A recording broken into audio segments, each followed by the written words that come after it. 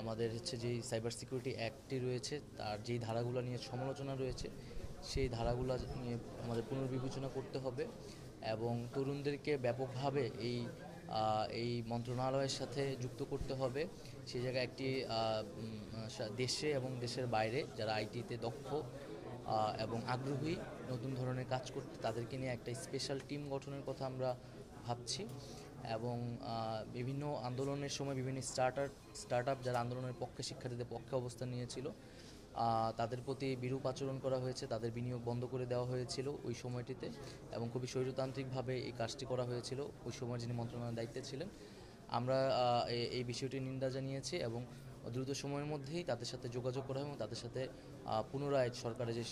একত্রে কাজ করার যে প্রক্রিয়া ছিল সেটি চালু করা হবে এবং সার্বিকভাবে কাঠামোগত সংস্কারের কথা আমরা বলছি সব মন্ত্রণালয়েই যাতে এটা করা হয় এবং দুর্নীতির বিরুদ্ধে আমাদের যে অবস্থান সেক্ষেত্রেও আমরা এখানে কথা বলেছি এবং শুধু